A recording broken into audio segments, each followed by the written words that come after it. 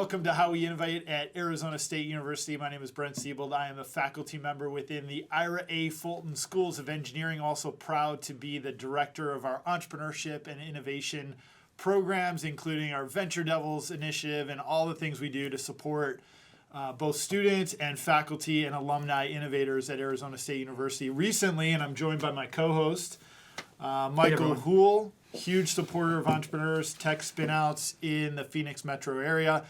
Recently, Michael and his colleagues did a very wise thing. They sponsored the Hool Curry Law Professor of Entrepreneurship at Arizona State University. Wow, that sounds so cool. Who got that? Which is you. Yeah, and that's Woo! me. So I'm really proud to represent the Hool Curry Law Firm, not only Michael, but his partners, John, and many people at the firm that really support our entrepreneurial community, including Dr. Zak Holman, who is our guest today on the episode to talk about his work as a faculty founder. And it's very inspirational because we've all kind of been in this environment together, cheering each other on, building programs, building startups, supporting startups. So, Michael, thank you so much for your investment in not only me, but more importantly, the entrepreneurs within our ecosystem that are doing the hard work of taking lab-based technologies that are invented in labs like Zak's and bringing those into the market. That's not an easy thing to do, but you have experience doing that, and I think the things that we're putting together, the things we're building, are helping inspire the next generation of Dr. Zak Holmans and other folks that are wanting to bring the next big thing to the market. Yeah. No, it's been a great journey, and we've really been a supporter of anything around capital formation, inspiring entrepreneurs and enabling them to get launched. And over the years, we've had a lot of different channels where we've tried to, add value. And once Brent got involved with the engineering department and entrepreneurship there, it seemed like a natural. And from my perspective, I'm sort of a bridge between the venture capital world and startups. And just based on feedback with venture capitalists, there's a preference for engineering talent, engineer startups that actually have a product or something that's real as opposed to just an idea. So not that those are bad, it's just there's a lot of people playing in that space. And I think from my perspective, I can add a lot more value focusing on the engineering world. So that's why I'm here, and I'm excited to do this. And a shout out to our colleagues at ASU, Sandra Day O'Connor College of Law, where Michael is a faculty member over there. So, Michael, it's great to have you here, as always, co-hosting the How We Innovate series. So, you mentioned creating things here at Arizona State University to engage in entrepreneurship and our entrepreneurial ecosystem and to flex an entrepreneurial mindset. Your major doesn't matter. So regardless of which school or college you're affiliated with, we're encouraging everybody to potentially think about entrepreneurship as a vehicle to make an impact within the world.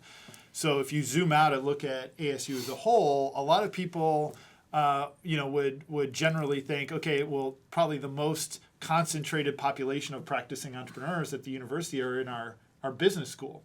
And it's true. There's a lot of really talented entrepreneurial thinkers in our W.P. Carey School of Business. But really excited to have Zak here today because, as you mentioned, Michael, he is a member of our Fulton Schools of Engineering population, and he has the talent, he has the skills, he has the know-how to create new products, new ways of solving for X in his lab.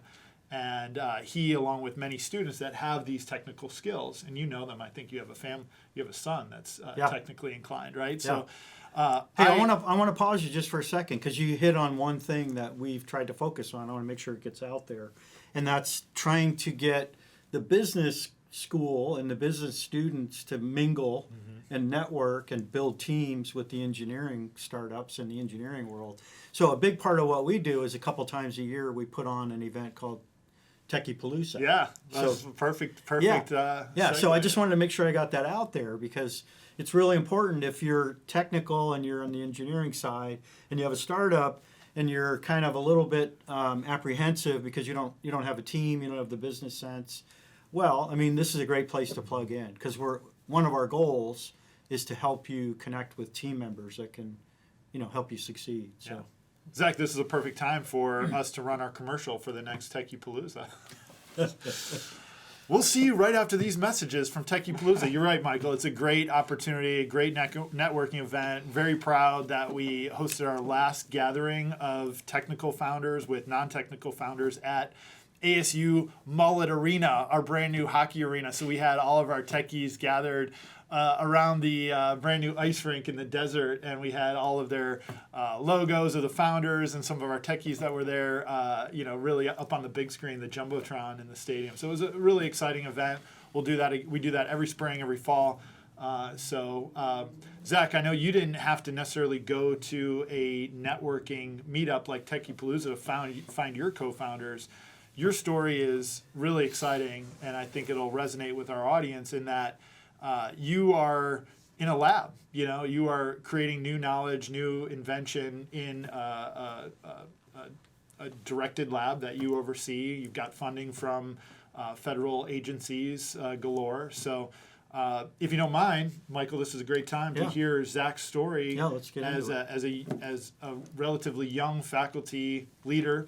By the way, the new Vice Dean of Research here within the Fulton Schools of Engineering. So hopefully you can work that into the story. You've got a new leadership position to help other faculty, other grad students, other inventors at the university follow in your footsteps. So can you Fantastic. Can you take us back to the beginning and share the story? Yeah, thanks, Brent. Thanks, Michael. It's great to be here. Thanks for the invitation. And I consider myself to be an accidental entrepreneur, so I'd love to share a little bit about that because I'm pretty sure there's many other accidental entrepreneurs to be, some of whom I'm sure are listening.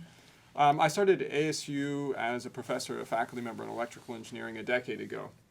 And it's not that I wanted to be an engineer my whole life. It was more like I've never known what I want to do when I grow up. I still feel that way. Always searching, right? And I started a research group as new faculty members do. That means that we apply for grant funding from federal agencies. We write proposals. When those are awarded, we then hire graduate students typically who are doing research, inventing new things in the lab. And that went on for a few years, but then kind of two things happened that were transformative and revealed to me that I might be this accidental entrepreneur. The first one is a program you know very well, Brent. It's called I-Corps, stands for Innovation Corps. It's a program sponsored by the National Science Foundation. And it so happens that we now have an I-Corps hub here at ASU, which means that we administer this program. We teach the same program that I took back in 2015, and it's what's called a customer discovery program. The idea is scientists, engineers inventing cool stuff in labs. Maybe they want to start a company. Why do those companies fail? Most of them do fail. It's because they invent stuff that nobody wants. It's not quite nobody. Usually the founder wants it. Usually they invent stuff that one person wants, and that's not enough of a customer base to sustain a business. So the whole idea of this customer discovery is going out and speaking with potential customers. I say speaking with, I would say listening to is more accurate. It's really a small mouth, big ears exercise where you're trying to figure out, hey, what problems do they face? How do they solve those problems now? What's the present state of the art? How different would a solution have to be from the present state of the art in order for there to be a market? Would it have to be a faster chip? Would it have to be a cheaper manufacturing process? Where's the value as seen from the customer? And sometimes you'll hear folks in larger industries, not necessarily startups, talk about VOC, voice of the customer. And it's really the same expression as what in startup land is often talked about as customer discovery, as taught by the iCore experience. So this was transformative for me because my couple folks from my lab and I had to talk to 100 different people in the course of 6 weeks. It's hard to do. And who would those people be? Were they people in industry? Or? So in this case, we were looking at a technology for solar energy, a better way to convert the sunlight into electricity. And so we were talking with individuals at companies.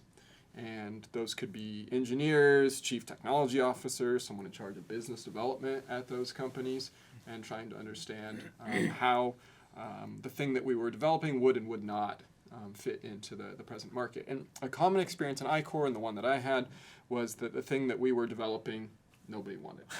But a really cool thing about iCore is you usually figure out during that time that there's a different problem that's similar enough to what you're working on, where you could pivot your technology development, your solution, your research, in order to solve that problem. And that's really the whole value of the program, is learning to adapt the engineering to the customer and the market rather than the other way around. So I found this so amazing that we now practice this customer discovery process just when we're doing regular academic research, not only things that we think are commercializable. So that was kind of the first thing. And then the second was I had a student, and I hope there are students that are listening to this. I had a student that wanted to start a company. A student that had worked in industry a bit before and was coming back to school. We have a lot of students like this at ASU. Those students can often make great entrepreneurs. And his name was Peter Firth, and he was in the engineering program, but he enrolled in an ASU business class called the New Venture Challenge that ended with a pitch competition at the end. And I'm told he was terrible at pitching at the beginning of the program, but this kid can learn. And so he ended up winning the pitch competition at the end. There was a $45,000 check, and we couldn't deposit it in our personal bank accounts, and so we had to create a company. And hence, awesome. that was the birth of SwiftCode, our first company. Turned out since then that I love entrepreneurship. And so I've had the chance to repeat this 2 more times, started 3 companies in total. Every single time, I've had engineering students who are co-founders.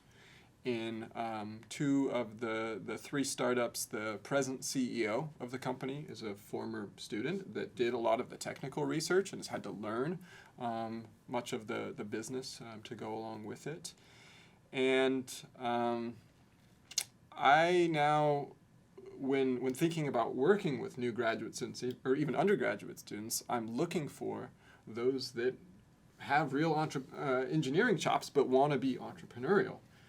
And I'd like to cultivate this this culture within our research group at ASU of one that focuses on launching startups, deep tech startups. Let me back up just a little bit and tell you a little bit more about SwiftCode, the first company that Peter and I started, and what's happened there. So this company, Peter, during his degree, had invented a new technology for putting thin layers of materials on all sorts of different surfaces. And one of the first applications that we found for that is anti-soiling coatings for glass. Think of window glass, for example. Think of the glass on the front of solar modules. As they get dirty, it either impedes your view, which is mostly a nuisance, or a cleaning cost if you care enough to clean your windows. In the case of solar modules, it's actually a reduction in the energy output of those modules. In both cases, if you could keep them clean, there's value for somebody there. And so we created a coating, perfectly clear, looks like bare glass, but it absorbs ultraviolet light from the sun and helps to break down or shed dirt. And so that's that anti-soiling coating. The challenge we faced, however, is that the glass market operates at massive industrial scale. Typical piece of glass, as it begins its life, is 10 feet across and like 25 feet long. Wow. And so it goes through machines, aluminum and stainless steel that are length of a football field. Right. And it's inside there getting coatings added to the surface. And that meant that our technology, in order to break into that market, had to reach that scale of maturity. You're talking about machines that are operating 24 hours a day, 7 days a week, for 5 weeks continuously, with high product yield before they're taken apart and cleaned briefly and doing it all over again. So Swiftcoat has gone through a lot of scaling, physical scaling, manufacturing, hardening, being ready for manufacturing in that environment. The company has originally got some grant funding. There are federal grants available for startups, just like there are for research groups, particularly through the SBIR program, Small Business Innovation and Research. We also raised a seed round, pitching to some of the local Arizona angel groups. Michael's heavily involved in one of those. And then we started entering into joint development agreements, which is, I think, a fantastic way for a company that is going to have a long pathway to commercialization, as so many of these manufacturing-based deep tech startups that aren't software related, they have. And what I mean by joint development agreement is we basically got a customer, someone that we had discovered during this ICOR customer discovery process, to agree to pay us each time we hit a milestone that was related to the product that they wanted to bring to market with our tech. In exchange, we had to give something up, of course, which typically is intellectual property rights. That is to say, their ability to use our tech exclusively, at least for some limited time period, or some limited field of use. That means only in certain products or some limited geography. And so this joint development agreement basically brought some money to us for development work in exchange for them getting the rights to uniquely enjoy the results for a while. When you're negotiating these things, by the way, you need a really good attorney. I know one. I've used one for a few startups here. The whole Curry Law plug.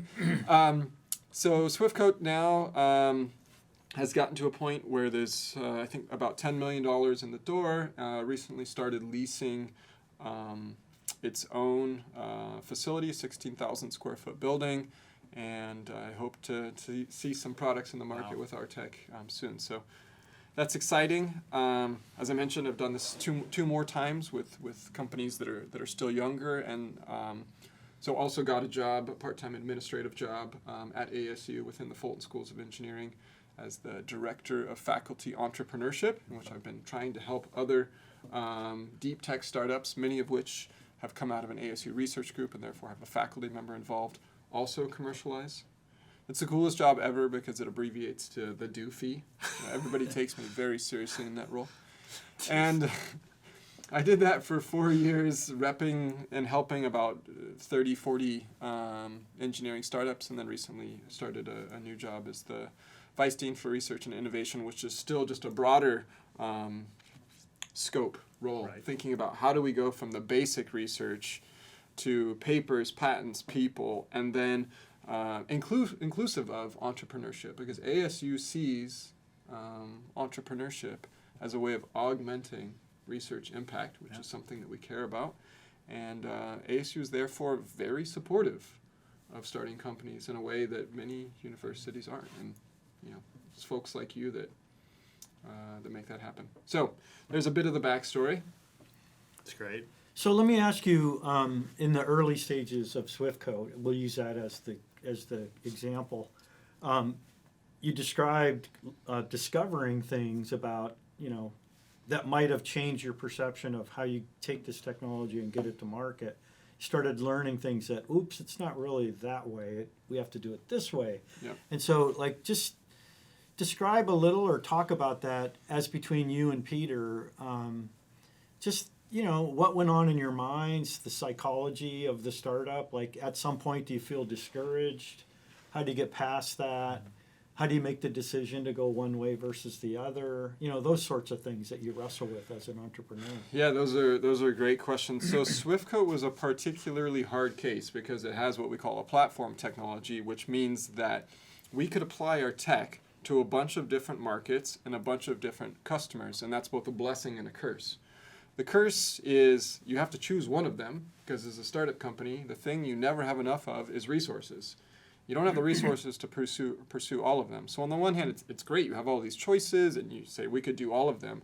On the other hand, you have to pick one. And so I would say before ever experiencing discouragement in a startup company, the first thing that I felt was being lost, right? It's like you have blinders on and you're feeling your way around, and you have to make a choice without knowing where that choice is going to lead you. So we use this customer discovery process to try to feel our way down a path, a customer segment, glass, windows. That's only one market that SwiftCoat could have served. We also have opportunities in the solar market, in the semiconductor market, in coating plastics. We've had interactions with eyeglass manufacturers, all of these different opportunities. And there isn't a right answer, but there are better answers and there are worse answers. In a lot of ways, SwiftCoat ended up picking one of the more challenging first customers because of that massive scale that we have to get to, that delays your time to market. If we could have found a customer that needed small volumes of product, I didn't mention this, but a typical glass line will manufacture more than 100 million square feet of glass a year. Wow. So it's massive volume, right? If we could have found a customer that's like, I need 1,000 parts a year, but they're going into this really expensive thing, and so we got a lot of margin. We can pay you a lot per part. SwiftCoat, and the parts aren't really big. They're only this big. Yeah. SwiftCoat could have gotten to market a lot faster. So knowing does that type of company exist? Like, did you discover it later on? And said, oh. We haven't found the perfect one where it's like, geez, I just wish I found this one 2 years earlier. But we've definitely found ones that are easier, lower barriers to entry than, for example, architectural glass. So I would say that's the experience of being lost. I think in the way that you find, one is that customer discovery. And then I love this part of the process. You talk to customers. You try to understand not only what their technology needs are, but what the market looks like and how they would commercialize it if you had the right technical solution. And then you go back and you look at your team and your tech and you say, can we solve this? If we did, do we have a competitive advantage? Can we do it better than others, right? Maybe we have a technology advantage. Maybe we have a go-to-market advantage. Maybe we have a business model advantage. But do we have some competitive advantage? And then can we make money? And how long will it take to do so? And answering those questions is the best way to down select from having lots of opportunities to one. Yeah. Yeah, I'm curious on that point. Did your team employ the use of any strategic tool or software to help manage all of those inputs as they came in through the qualitative customer discovery process? Or can you give us a peek into the back of the room or the management team room? Yeah, we're super sophisticated. We use this thing called Excel. I had a sense you were going to say that, and for the audience, that's to say it's okay. It seems to be working to an extent for this early stage startup. You use the tools that you know how to and that are good enough for the job. And in this case, because SwiftCoat is all business to business and big business, we don't have a lot of customers in terms of absolute number, but each customer is going to be a big sale for us. So something like Excel is sufficient. If we were doing business to business where we're trying to sell to every restaurant out there, or B2C, CRM. then exactly. We need software in order to manage all of those customer relations. But in this case, it's Excel will do. Perfect. One of the things I was getting at when I asked that first question is, do you ever, because a lot of entrepreneurs I've worked with that have ultimately turned out to be successful, they've had a point where it was go, no go, and there was a lot of like feeling, maybe this isn't going to go, and maybe I should do something else. Like, did you and Peter ever get to that point where you're like, is this working out? Maybe it's not working out, or maybe we should do something else? More than once. It's kind of a regular cycle, right? You'll have a good day and close a deal, and you're like on top of the world, and then you identify some new problem. It could be a technical problem. It could be that the person that you signed the contract with at the company that you think is your customer leaves the company, and it's all about people. It turns out that the person who signs a contract is a person. It's not a company that signs a contract. It's a person at the company. So yes, we've had lots of those, and at some point in time, you've been through enough of those, and you've seen that if you have the innovative team, again, back to people, you can usually find some solution, workable solution. When you've done that enough, you start to gain confidence in your team and your ability to overcome these things. You get to a state of like, oh geez, I don't know how we're going to do this, but I know we've seen enough problems like this before that I bet we'll be able to work out a solution. And I think that is that's really when you start to feel like you are an entrepreneur, is riding through enough of those lows to feel like you can probably ride through the next one. What about just having capital, having cash in the bank? Did you ever get to a point where you looked at your bank account and it kind of spooked you? You didn't have enough money to do whatever you want to do? Yes, this happens. So it's a startup will often try to keep 12 to 24 months of cash on hand, and when they start dropping below something like 6 months of cash on hand, it gets scary, and that's when you go out and try to raise money. I'll tell you what, though, nothing motivates you more than seeing the end of the line and knowing that you have to extend that runway. And so, if you go and beat the bushes, either to raise money or to enter into things like joint development agreements that will bring in cash, we've been able to successfully do that. Different companies approach this differently. And one thing that's been a blessing and a curse of starting a company out of ASU and in Arizona is that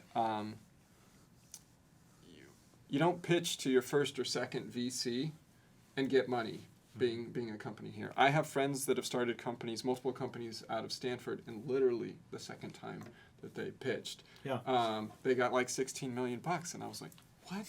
This is so different from the experience that I've had and that so many others out of state universities or basically not Silicon Valley and not Boston have had. And on the other hand, they got all that money, but they didn't go through the process of getting all the hard questions and honing their pitch and refining their business model and understanding their customers because they had to pitch 50 times. And a result, I can think of one of those companies that they've burned through that $16 million and they've already raised more and they still can't tell you who their customer is. Wow. Yeah.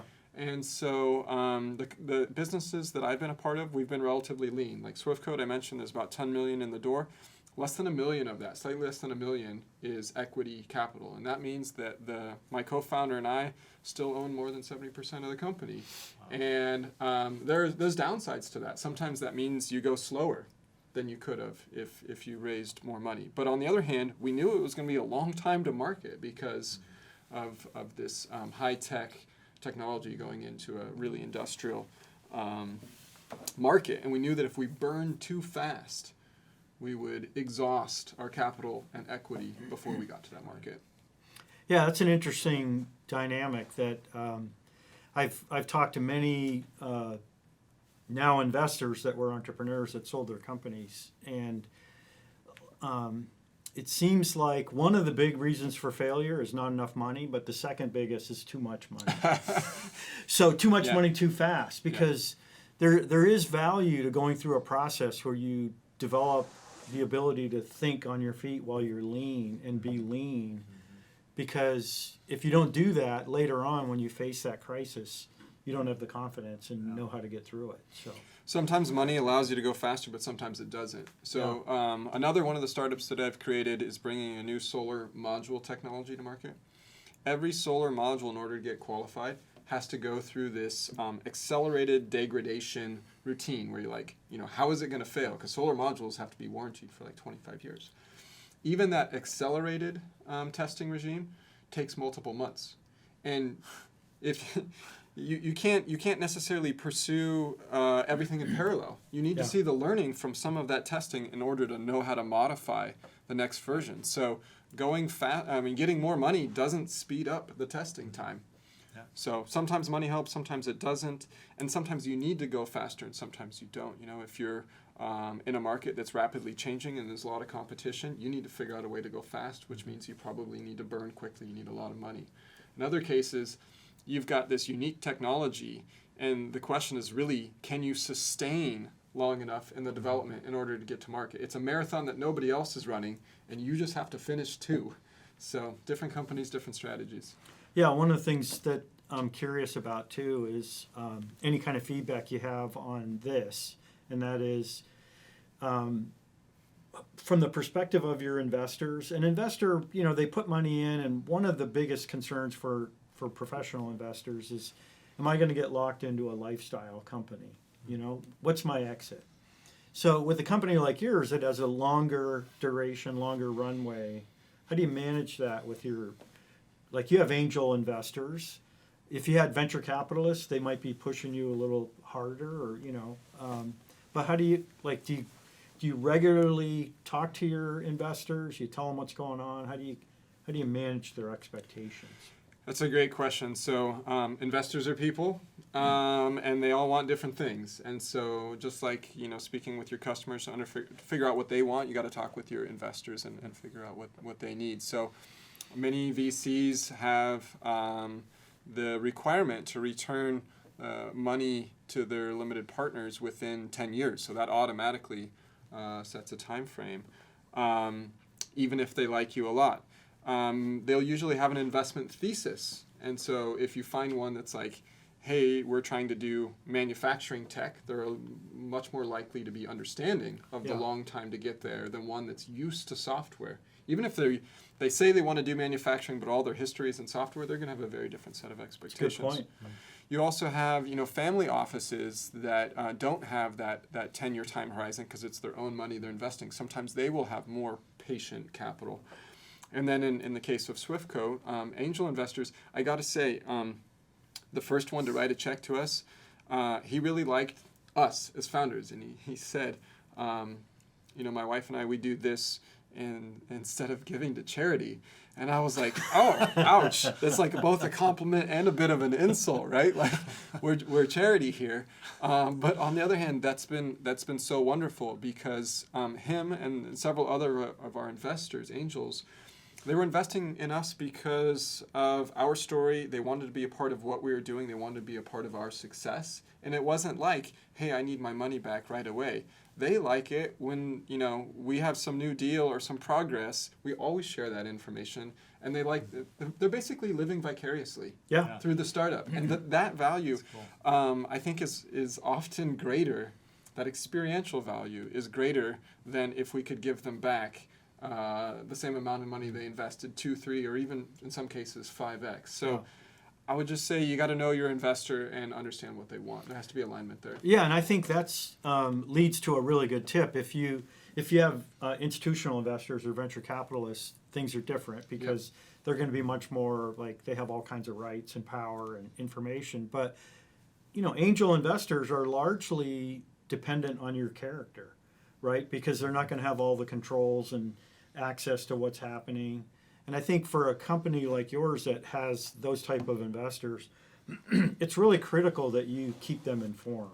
You develop a process where you're regularly communicating with them, even if there isn't anything exciting to communicate, but tell them what you've accomplished and tell them the hurdles that you're facing. Like, be honest with them. The last thing you want to do is have them start asking you, what's going on? I don't know what's happening. And then you have to tell them something bad. That's not good. You want to make sure you let them know along the way, and they'll support you. Yeah, absolutely. I'm all for being honest and upfront with investors because they're on your team. Mm-hmm. And whether they're institutional or they're individuals, likely the reason they're in their positions and they have money is because they have personal experience, they have connections, they know people, they know companies. And so lean on your investors and say, hey, we're having trouble finding a new space to lease. We need a connection with Tesla. Does anybody know anybody there, et cetera, et cetera. They're a great resource. Mm-hmm. And they like to be involved. There's a management maxim that says in a situation of uncertainty, you over-communicate. So I like that. Yeah, and it sounds like within the startup experience, there's a lot of uncertainty, the roller coaster of we don't know exactly what's going to happen next. So, I think your approach of being diligent with the relationships, these are people, and Michael's tip of over-communicating, I think is a good one for the audience. Before we wrap up, I really want to go back to that second catalyst point you mentioned and Michael's promotion of our networking events called Tiki-Palooza, sponsored by Huakuri Law. Tell us a little bit more about how you structured the relationship with Peter, because both of you are technical, right? You're both scientists and researchers within the solar space and technical space. So in some cases, you as a technical person might have gone out to look for a more non-technical co-founder. But it sounds to me like Peter, as a technical person, kind of blossomed into that non-technical role while still being a great scientist.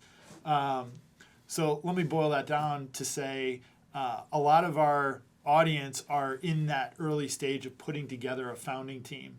And a lot of early stage founders want to assign titles to members of the management team. So I'm the CEO, I'm kind of on the business side, where my co-founder is the CTO, focusing on the technical product development side. So could you tell us a little bit about, your individual roles between you and Peter or other key players on the management team, and have you assigned titles based on your individual focus areas within the company? Yep. Fantastic question. So what you described is accurate. The only thing I would say is Peter learned the business side. Right. You said blossomed. It sounded like the sun shined upon him and he just opened up in the morning. Yeah. But I do want to emphasize for everybody listening that I believe that entrepreneurship is teachable, it's learnable, and I think we all do. Otherwise, we wouldn't have all of the entrepreneurial training resources that we do at ASU. And so, yes, he's put in the effort to learn that. That means that we started on our team at a deficit in terms of business expertise. We may still be at a deficit, and But Peter you've might made not up be for there. that. I want to make a point. You've Yeah. made up for that deficit clearly with your commitment to the Yeah. customer discovery methodology, the lean Yeah. startup process, as opposed to the, hey, we've got this all figured out in the MBA program or B school, right? You're willing to do that extra work in the marketplace to make up for strategic, shortcomings. The perhaps. MBAs didn't start as MBAs either, right? They also learn to be, and they can learn to be engineers. Right. It's that's the underlying assumption and belief at a university, right? So yes, we've been this team of two. I think the titles are not terribly important. Our titles are, he is the CEO of the company. He really is the CEO of the company. I have the title of the CTO of the company. I'm a fractional CTO of the company in that I do not, I'm unavailable to devote all of my time to the company. But we have evolved to do complementary things that frankly do not fit cleanly into the CEO or CTO role. Let me give you an example. Peter does everything regarding our finances. He also does our pitching and investor networking. These are common CEO things, but I lead business development. And in a company of our early stage, you wouldn't expect your CTO to be doing that. You'd expect your CEO. So I do most of the outward facing interaction with customers and then taking that back to our technical team. Despite the fact that he's CEO, he is also still our most accomplished engineer. So he does a lot of kind of lead engineer training things and overseeing our engineers, which you'd normally expect a CTO to be doing. So, he does the dishes, I sweep the floor. Call us what you will, but in a startup company, you have limited resources. Everybody's got to work together to cover all of the jobs.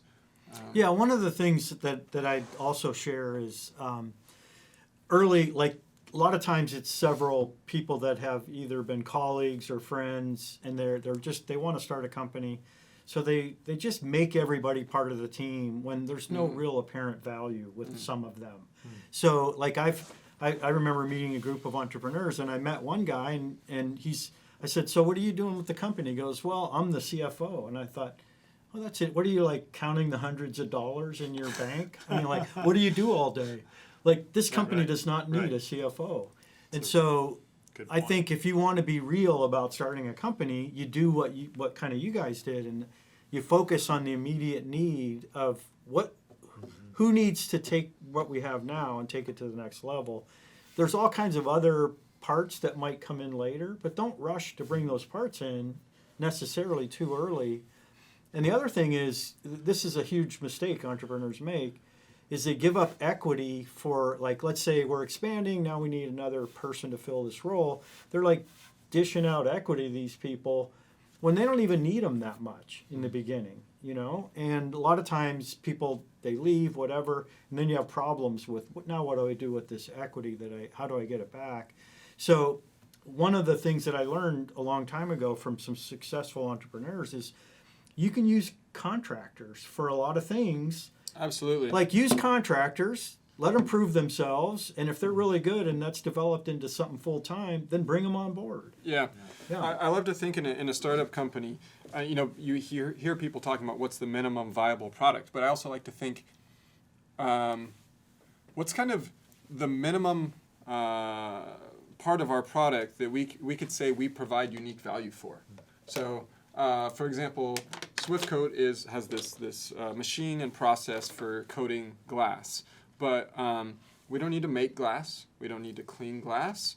We don't need to make the machines that make the coating. We don't need to sell glass. What we need to do is just this little bit in the middle. And we need to own that in-house because that's where we have unique value that nobody else does. But to the extent that we can partner or use contractors for all of the other stuff upstream and downstream, all of it which has to get done in order to get our product to market, that's going to be more efficient, at least at the beginning, than bringing all of that in-house. Yeah. So between you two and your, I'm assuming, I think you mentioned you have employees at the new facility? Yes, SwiftCoat has several employees. So, and then these partners or contractors on the upstream and downstream side.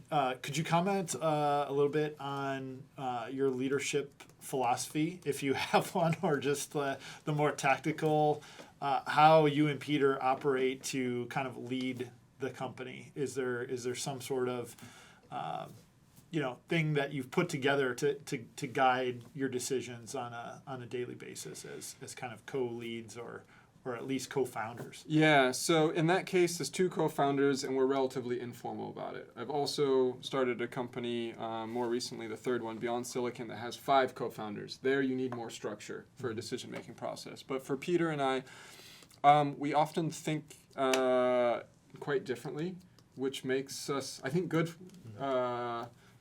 co-founders because we will often come to different conclusions about how to address a problem, whether that problem is more capital for the company or it's a solution to something technical that we're doing or working with this company or not. So usually we argue a bit, and then we come to consensus and we decide to move forward, or we don't come to consensus and we decide not to move forward. And it really is kind of as simple as that in this case. I do want to say one thing, though, that's related to what you're asking about, and also what Michael was talking about companies often bringing people in that aren't needed.